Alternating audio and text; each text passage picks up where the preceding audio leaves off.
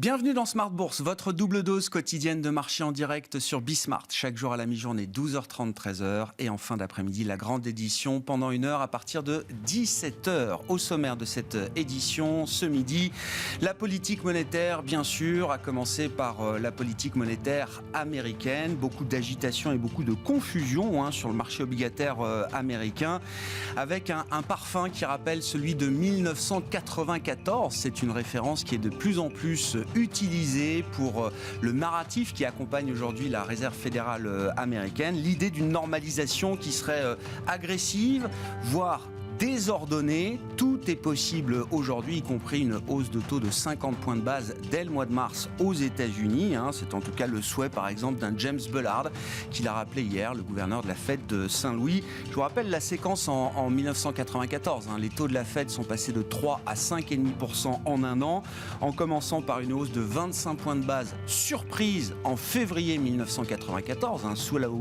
houlette de Alan Greenspan, suivi d'une hausse de taux de 25 points de base entre deux meetings, là aussi chose très rare en matière de resserrement de politique monétaire, et puis une hausse de taux de 50 points de base qui avait suivi au mois de mai, et donc emmenant les Fed Funds jusqu'à 5,5% en fin d'année 1994. Voilà pour donner un peu l'idée de ce qu'est une normalisation agressive et désordonnée face au sujet de l'inflation. En Europe, on n'en est pas là encore évidemment, mais le discours a changé. La semaine dernière, à l'issue de la réunion de la Banque Centrale Européenne, Christine Lagarde a eu l'occasion de s'exprimer à nouveau en début de semaine et ce matin dans les médias allemands. Alors, pour confirmer qu'il y avait un virage à prendre du côté de la Banque Centrale Européenne, mais que ce virage serait pris avec beaucoup de prudence. Les objectifs de la BCE se rapprochent, mais agir trop durement et trop vite serait sans doute trop coûteux pour la reprise économique en zone euro et pour l'emploi. Voilà ce qu'affirme ce matin Christine Lagarde dans les médias allemands. Nous en parlerons dans quelques instants avec l'économiste Europe de Bank of America, Evelyne Herrmann, qui sera à nos côtés en plateau. Et puis nous évoquerons également les sujets de gouvernance à travers le prisme de l'État actionnaire. On parle de sociétés cotées, bien sûr. Ce sera le sujet de Charles-Henri Dovini qui nous accompagne comme chaque premier vendredi du mois, chaque deuxième vendredi du mois, le président de la F2IC, le président de la Fédération des investisseurs et des clubs d'investissement.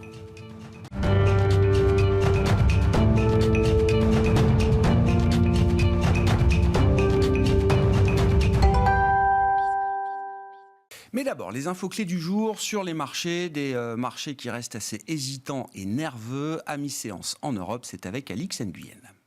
À Paris, la descente se poursuit. Il en va de même pour la plupart des places européennes.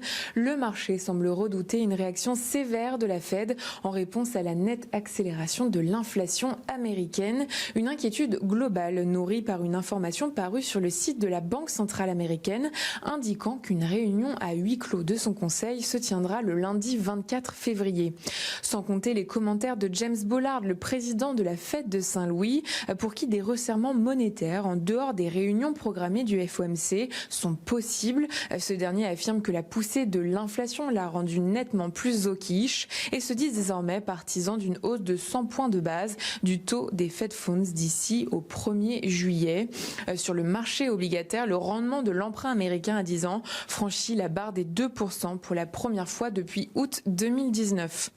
Plus près de nous, toujours quant au retour de l'inflation dans la zone euro, la BCE devra elle aussi envisager de resserrer sa politique monétaire. Dans la presse allemande, Christine Lagarde s'est prononcée quant au risque de procéder à un relèvement des taux d'intérêt trop rapidement, arguant que cela ne permettrait pas d'enrayer la flambée des prix et aurait donc pour seul effet d'affaiblir l'économie. Elle promeut au contraire une modification graduelle de la politique monétaire. En Allemagne, l'inflation a ralenti en janvier. Elle reste cependant 2 fois supérieure à l'objectif de 2% fixé par la Banque centrale européenne pour l'ensemble de la zone euro. Sur le plan des valeurs à suivre aujourd'hui, TF1 avance dans le vert. En 2021, le groupe de télévision fait état d'une multiplication par plus de 4 de son bénéfice net à 225,3 millions d'euros. Une année dont on retient l'annonce du projet de fusion avec le concurrent M6. Le chiffre d'affaires a augmenté de 16,6% à 2,43 milliards d'euros. Ipsen est aussi en hausse. Le laboratoire pharmaceutique a relevé ses perspectives à l'horizon 2024. L'année dernière, son chiffre d'affaires et sa marge opérationnelle des activités ont dépassé les objectifs alors fixés pour 2022. Et puis, à contrario, EDF est en net repli sous l'effet d'une annonce. Après l'avoir déjà fait pour 2022, l'électricien abaisse sa prévision de production nucléaire en France pour l'année prochaine. Tendance, mon ami, chaque jour à 12h30 et 17h avec Alix Nguyen dans Smart Bourse sur Bismart.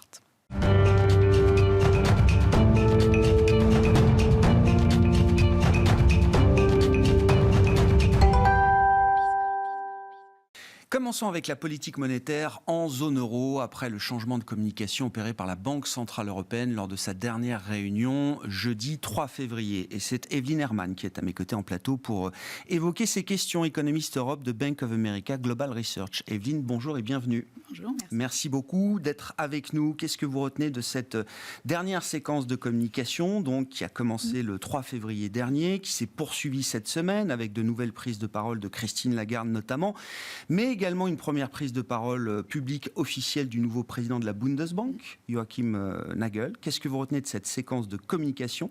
Qu'est-ce qui a changé ? Et quels sont les enseignements à ce stade qu'on peut en tirer pour la suite de la stratégie de politique monétaire en zone euro ? Alors, je pense que je commencerai même avant le 3 février, donc avec la séquence de la communication, puisque 10 jours avant la conférence de presse de la BCE de la semaine dernière encore, présidente Lagarde, elle a parlé d'une économie européenne qui n'avait pas beaucoup de choses en commun avec l'économie américaine, qu'on avait beaucoup de retard, enfin pas de retard, mais qu'on avait moins d'excès de demande, moins de pression à la hausse sur les salaires, que vraiment tout était plus lent dans la reprise et qu'on n'avait pas du tout les mêmes pressions inflationnistes. Or, on avait un choc d'offres sur les prix sur lequel il ne fallait pas réagir avec la politique monétaire. Donc tout ça, c'était plutôt graduel. Et hop, la conférence de presse de la semaine dernière, qui était super hawkish. C'était comme si le discours d'avant n'avait jamais eu lieu. Donc du coup, si on parle maintenant d'une normalisation prudente, lente, etc., il faut quand même se poser la question pourquoi ce changement abrupt dans la communication de la Banque centrale la semaine dernière. C'est certes le chiffre d'inflation en janvier qui a beaucoup surpris à la hausse, je pense tout le monde, enfin en tout cas nous aussi, et qui change mécaniquement la trajectoire pour l'inflation, enfin, le niveau de l'inflation pour cette année, mais qui ne change rien vraiment pour 2023 et qui ne change vraiment rien aux fondamentaux de l'économie par rapport à il y a 10 jours. Et pourtant, il y avait ce changement dans le discours de Lagarde la semaine dernière. Donc, qu'est-ce que ça voulait dire pour nous ? Et ça se reflète aussi dans toute la communication qu'on avait depuis. Il y a vraiment un changement du poids de justification, de la demande de justification. Avant, c'était aux doves, aux hawks de justifier, de donner preuve qu'il y avait vraiment une renversement de la charge de la preuve, voilà, comme on dit. C'est ça, Evelyne. Exact, merci. Donc voilà, ça c'est complètement renversé. Il y a vraiment maintenant les hawks qui sont en puissance dans la Banque centrale. Et donc, du coup, ça, on ne peut pas l'ignorer. Donc, toute normalisation prudente, c'est relative, c'est une définition assez subjective. Là, on a quand même une Banque centrale qui semble vouloir y aller beaucoup plus rapidement qu'on pensait encore en décembre. Pour nous, ça veut dire qu'on est vraiment dans une trajectoire où on aura deux hausses de taux cette année probablement, avec du coup une réduction des achats nets beaucoup plus rapide, question d'optionnalité maximale, enfin, ça veut dire qu'il faut arrêter les programmes QE très rapidement. Et tout ça, ça s'est fait très rapidement de ce changement de communication. Qui est délibéré. Il n'y a pas d'erreur de communication, il n'y a pas d'erreur d'interprétation du marché, des économistes par rapport au discours de la semaine dernière. En tout cas, ils ne nous l'ont pas dit. Non, c'est ça. Enfin, s'il y avait vraiment mauvaise interprétation, on se serait attendu à ce qu'ils ont dit, à ce qu'ils auraient dit. On est peut-être allé trop loin, vous avez peut-être un peu mal... Non. Certes, il y avait un peu une communication plus équilibrée, mais personne n'a dit... la semaine dernière, c'était aller trop loin. Voilà, c'est vraiment ça. Moi, je retiens la première sortie de Joachim Nagel, encore une fois, nouveau président de la Bundesbank, qui considère très clairement que pour lui, le risque principal serait de monter les taux trop tard, plutôt que trop tôt. Et là, je rejoins le point de la communication et même de l'approche, voire de la philosophie de la Banque centrale européenne, qui avait considérablement évolué sous Mario Draghi, pour avoir une approche beaucoup plus douce, beaucoup plus graduelle quand il s'agit justement de laisser chauffer la température de l'économie de la zone euro. Là, on a l'impression, et beaucoup d'observateurs le relèvent, de revenir à l'époque Trichet, qui ramène évidemment aux hausses de taux de 2011, de 2008, etc. Est-ce que c'est le risque principal pour vous aujourd'hui, ou est-ce que la situation fondamentale, quand même, peut justifier un changement brutal de discours? On verra comment cette brutalité se matérialise demain en matière de politique monétaire. Mais est-ce qu'il y a quand même une justification fondamentale qui peut être entendue? Pour l'instant, je dirais non. On a beaucoup d'inflation, mais on a beaucoup de perturbations qui ne viennent pas de la puissance de la reprise économique. Donc, du coup, on a des chocs d'offres sur l'énergie, on a les problèmes de chaîne d'approvisionnement sur les prix de biens. Mais la composante super importante pour l'inflation sous-jacente de long terme, c'est les salaires. Et la croissance salariale en zone euro, on ne l'a pas. Et c'est là aussi qu'il y a une très grande différence par rapport aux États-Unis. Enfin, on a un marché d'emploi qui, à première vue, avec le taux de chômage, a l'air relativement serré, mais les heures travaillées par employé restent bien en dessous de leur niveau d'avant-crise. On a un taux de participation qui a augmenté. Donc, du coup, d'un côté, offre et demande, même sur le marché d'emploi, ce n'est pas du tout la même chose qu'aux États-Unis. Donc, voilà, c'est le changement de la... Enfin, c'est pas lié... C'est un changement fondamental de la BCE, du coup, parce que voilà une banque centrale qui nous dit le risque qu'un jour il y aura un effet secondaire sur les salaires, le risque que les anticipations d'inflation vont se désancrer à la hausse, ça, on le prend plus au sérieux que notre scénario de base. Et c'est fondamentalement pas cohérent avec la revue stratégique qui date que de l'été dernier. Ouais. Et donc, du coup, ça, c'est vraiment un régime de retour, un peu plus vers les 2011, voire avant, dans lequel la BCE réagit à l'inflation contemporaine, plus qu'à l'inflation perspective. Ouais. Ça... Qu'est-ce que vous attendez en termes de dynamique de salaire en Europe ? Et la question est même, est-ce que le phénomène d'inflation endogène qu'on observe dans le monde anglo-saxon, aux États-Unis, au Royaume-Uni, est-ce que c'est un phénomène qui est amené à être global demain, qui sera un phénomène transatlantique, qui touchera également la zone euro? Ou est-ce que cette dynamique d'inflation salariale reste quelque chose de très local pour vous? Ça reste beaucoup plus local. Après, on a beaucoup plus d'impact sur les prix de biens, de la demande mondiale, mais tout ce qui est inflation salaire, c'est beaucoup plus local parce que les services, c'est quand même beaucoup plus fermé, c'est beaucoup plus lié à l'économie nationale. Et ça fait une grande différence. Après, quand on regarde où on en est avec les salaires en zone euro, quand on regarde la série de la BCE, elle est que trimestrielle, donc assez tardif en publication. Au T3 de l'année dernière, on avait un glissement annuel des salaires en zone euro qui était en dessous de 1,5%. Ouais. Or, au même moment, aux États-Unis, on était déjà bien au-delà des 3%. Ce qui était, voilà, ça fait vraiment une divergence assez impressionnante. Et quand on regarde les données mensuelles disponibles en Allemagne, aux Pays-Bas, dans toutes les autres économies, un peu moins en France, mais on n'a pas les données, mais ailleurs, il n'y avait pas d'amélioration, y compris en janvier. Et donc, du coup, on voit aux États-Unis le Employment Cost Index, qui est maintenant à plus que 4% en croissance. En Europe, on est coincé à 1%. Oui, il y aura une normalisation, puisqu'on n'a pas négocié. Rattrapage. Il y avait un rattrapage ou un retour vers la normale, puisqu'on vient de 2 ans où on a vraiment très peu négocié le salaire. Mais avoir la même puissance, encore une fois, il nous manque le même déséquilibre en termes d'offres d'emploi et de demande d'emploi. Et là, il y avait aux États-Unis la baisse significative du taux de participation. Il y a une partie qui ne reviendra probablement pas. Donc, du coup, on a moins d'offres d'emploi pour un PIB qui est... beaucoup plus haut qu'avant la crise. Beaucoup plus haut. Donc, du coup, on aurait besoin de beaucoup plus de main-d'œuvre pour produire tout ce PIB. Or, il y a moins de main-d'œuvre qu'avant. Aux États-Unis, au Royaume-Uni, on sait qu'il y avait un choc d'offres supplémentaire par rapport au reste du monde.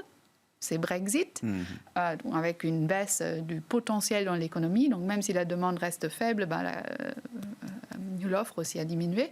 En zone euro, on n'a ni la demande excessive des États-Unis, ni le choc d'offres.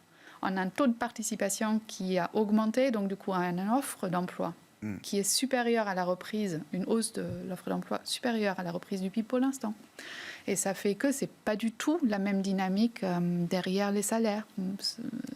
Quel serait pour vous le niveau de progression des salaires que la BCE aurait envie d'observer avant de passer peut-être plus rapidement ou plus durement à l'action, Evelyne? C'est Philip Lane qui l'a mentionné dans son entretien dans l'EFT, il me semble.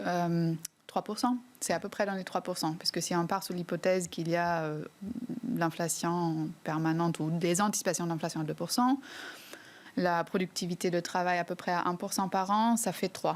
C'était la même référence que d'ailleurs Weidmann, il a utilisé en 2013 ou 2014, bien longtemps.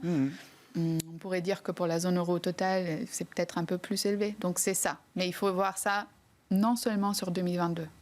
On peut même voir un peu plus que ça en 2022 pour le phénomène de rattrapage, de révalorisation. Mais il faut avoir ça de façon persistante. Une année ne suffit pas. Donc il faut voir ça en 2022, il faut voir ça en 2023.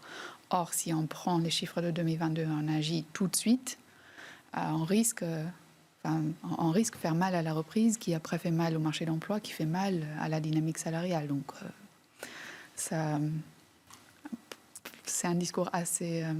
curieux, mais qui vous oblige, vous, en tant qu'économiste, à vous ajuster à cette nouvelle réalité? Oui. Il y a la place pour une hausse de taux, peut-être 2, dans les 12 prochains mois en zone euro? Oui, nous on en a mis 2. Donc du coup, on retourne à un taux de dépôt de 0 à la fin de l'année.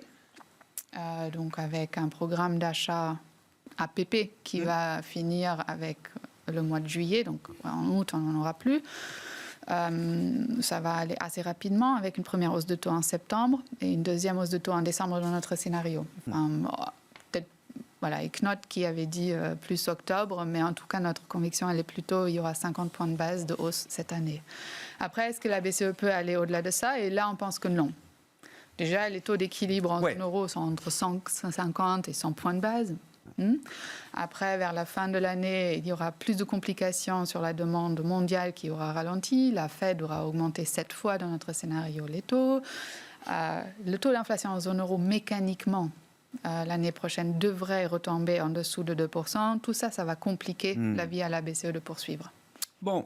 On suivra ça avec une prochaine étape importante qui se situera le 10 mars prochain. Ce sera à la fois la réunion de la Banque Centrale Européenne clé, critique, nouvelle projection du staff, sans doute des décisions et un calendrier amendé sur la base de la dernière communication. Et puis ce sera également le sommet européen convoqué par la France pour évoquer le futur des règles budgétaires, l'avenir du pacte de stabilité et de croissance. Et effectivement, le 10 mars prochain sera une date à suivre avec beaucoup d'attention de ce point de vue-là. Merci beaucoup Evelyne. Evelyne Hermann qui était avec nous en plateau, économiste Europe de Bank of America Global Research.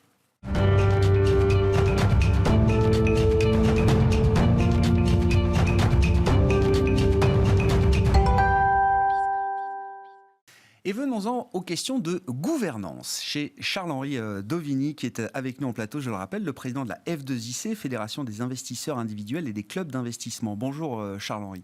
Bonjour. On vous retrouve une fois par mois. Le sujet qui vous amène aujourd'hui, c'est donc celui de la gouvernance dans les sociétés cotées, la relation entre cette question de gouvernance et l'actionnariat au sens large.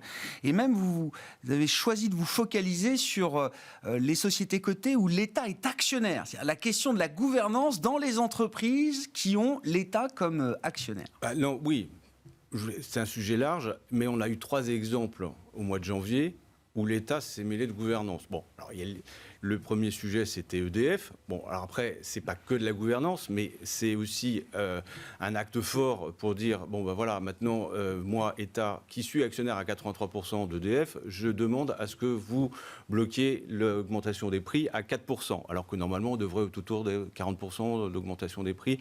Et je demande à EDF de vendre moins cher l'électricité qu'il produit à ses concurrents.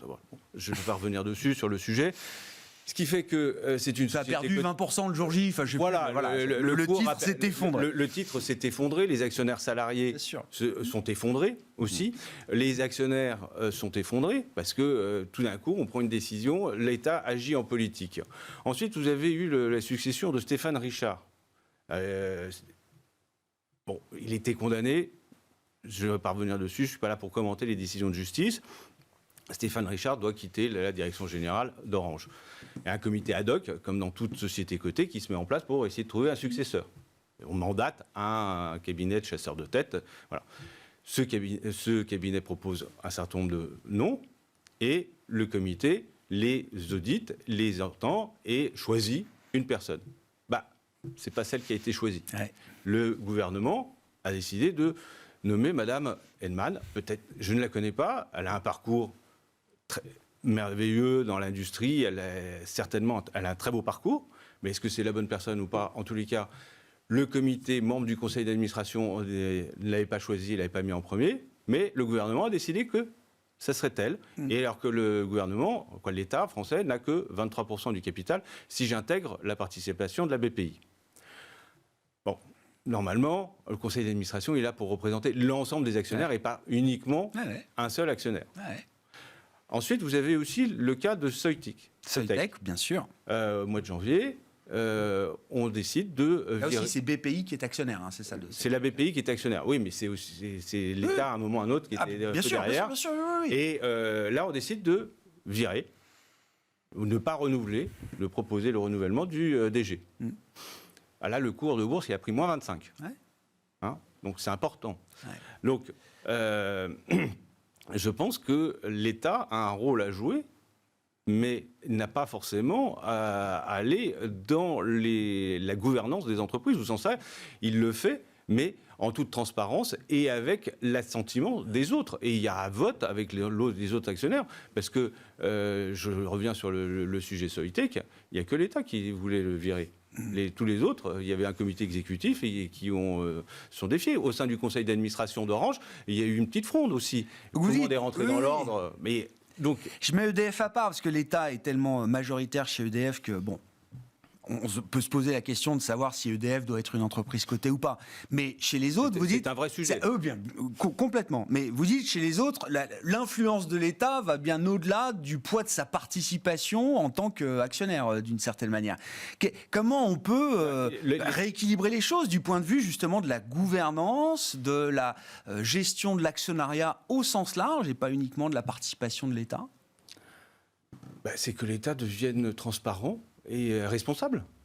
Et quand on parle de critères ESG, l'Europe vient de mettre en place la taxonomie ESG, on a tous entendu parler d'environnement social, mais rarement de gouvernance. Et je pense que là-dessus, il y a un vrai sujet sur la gouvernance des sociétés. Et qu'on a aussi d'autres exemples où la gouvernance se grippe dans des sociétés où l'État n'est pas actionnaire. Et les actionnaires n'ont pas forcément beaucoup de choses à dire. On l'a vu, le cas Lagardère, maintenant c'est réglé, mais pendant des décennies, pendant 18 ans, Lagardère était en commandite et ça posait un vrai problème. On a un problème chez GTT aussi, puisque là, le patron vient de limoger l'ensemble du COMEX sans que le conseil d'administration soit saisi. Donc, il y a un vrai... je pense que... La gouvernance doit devenir quelque chose qui doit préoccuper les conseils d'administration et les managers. Et qu'on doit véritablement rentrer dans un dialogue permanent et que les actionnaires soient aussi partie prenante de cette gouvernance. Et c'est pour ça que, et je m'en félicite, on retourne aux AG présentiels. Ouais.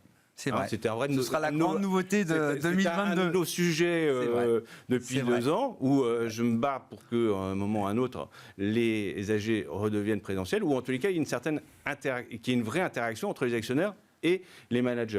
Ouais. Alors, on ne va pas jusqu'au bout. Sur les AG, malheureusement, on ne va pas aller jusqu'au bout parce qu'elles sont en présentiel. Il y aura aussi le webcast, la retransmission sur Internet, mais il n'y aura pas d'interaction avec ceux qui sont à l'extérieur. Ah oui. Je trouve ça dommage, alors que dans d'autres pays européens, on peut le faire, mais là, en France, on ne peut toujours pas le faire. Après, il y a un autre sujet aussi, c'est quand même les droits de vote. Oui. Oui. Les droits de vote, en France, avec la loi Florange, il faut que l'Assemblée générale accepte à 75% que certains actionnaires puissent émettre des droits de vote doubles. Au départ, on est un peu opposés, c'était une poison pill, parce qu'une action, une voix. Maintenant, pour attirer la bourse en bourse des nouvelles structures, des licornes, Bien comme sûr, on dit. bien sûr. On dit il faut... On veut verrouiller le capital quand on est fondateur, quoi. Voilà, on veut verrouiller le capital Bah oui. quand on est fondateur, et Oui. donc on va avoir des droits de vote multiples. Ouais. Amsterdam, je crois qu'on peut multiplier par 1000. Ah oui, Oui. certains droits de vote. Ouais. Ah oui. C'est plus double Donc- alors, oui. Donc là, vous n'avez plus, Ouais. vous n'avez plus le pouvoir. Ouais. Donc il n'y a qu'une seule personne qui peut avoir 5% du capital et qui va avoir tout le pouvoir. Alors franchement, quand ça se passe bien et que le cours de l'action se monte et que la boîte fonctionne bien, tout le monde est très content. Il suffit de toucher son dividende, sa plus-value. Mais quand ça va pas Oui, bien, quand il y a un Et souci, ça bloque. le dialogue devient impossible. et le dialogue devient impossible, parce qu'on l'a vu chez Lagardère en commandite. Ouais. Si vous avez un problème avec une société en commandite chez Michelin, comment ça se passe? Comment on en sort? Ouais. Et voilà. Et donc il faut trouver des voies de sortie, parce que sans ça, on va totalement bloquer le système. Et qu'est-ce qu'on peut imaginer concrètement là quand on est président de la F2IC justement, c'est Charles-Henri? juste- C'est c'est quoi ju- les voies de sortie, les conditions ou les barrières à mettre, les garde-fous à mettre justement? Alors là, franchement, moi, j'ai pas forcément réfléchi, parce que je ne suis pas juriste. Je veux juste alerter Ouais. sur ce point pour vous dire qu'à un moment ou à un autre, il faut mettre des garde-fous. Et je pense que en bonne intelligence, les gens vont peut-être en trouver, je l'espère, parce qu'il faut aussi, d'un autre côté, que la bourse de Paris, en tous les cas la place financière de Paris, soit attractive. Bien sûr. Mais il faut mettre des garde-fous. Et quand on regarde ce qui se passe en Angleterre et dans d'autres places financières, où ils sont prêts à ouvrir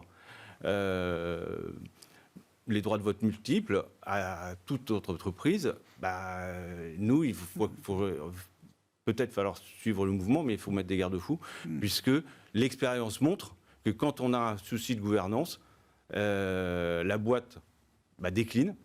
Et Bien sûr. ensuite, c'est de la perte de valeur pour l'ensemble des acteurs, que ce soit les clients, les fournisseurs, les salariés et au final, les actionnaires. Ouais. Donc, vigilance, vous dites quand même, quand vous êtes actionnaire individuel, effectivement, regardez où vous mettez les pieds quand vous investissez dans une entreprise. Qui est actionnaire? Bon, l'État, généralement, ça se sait, quand Ouais. l'État est actionnaire. Non, mais regardez la gouvernance. Voilà, Regardez la gouvernance, comment ça les se droits passe, de vote, et- etc. Et comment le conseil d'administration administre, et quelles sont les relations du conseil d'administration avec la direction générale, avec le président. Parce qu'à ce moment-là, si c'est fluide et Ouais. qu'ils sont tous alignés, tant mieux. Mais s'il commence à y avoir des discussions et quelques conflits, là, on va au-devant de graves problèmes. Et alors, si, en plus, la structure de l'entreprise fait que ça bloque, là, on part dans une galère.